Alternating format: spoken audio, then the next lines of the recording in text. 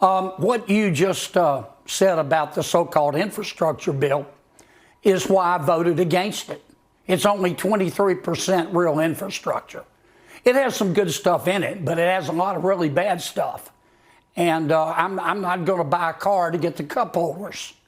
My mother did not raise a fool, and if she did, it was one of my brothers. But the so-called infrastructure bill is emblematic of a larger problem.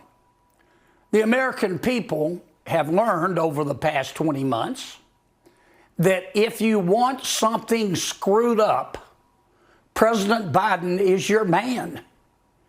It has been 20 months of misery and vexation, and Homer Simpson goes to Washington. I mean, pick your issue. The infrastructure bill, COVID, crime, the border, Congress, the economy, inflation, gas prices, Afghanistan, baby formula, for God's sakes.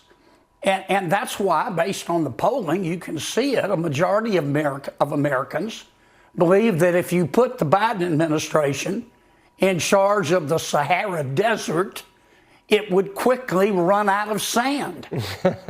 Now, we need to ask why, though. That's important. And the answer is straightforward. Just look at the gene pool from which the president gets his advice. The wokers, the journalism professors with their comment-worthy man purses, experts like James Taylor and Vice President Harris. These people have way more zeal than wisdom.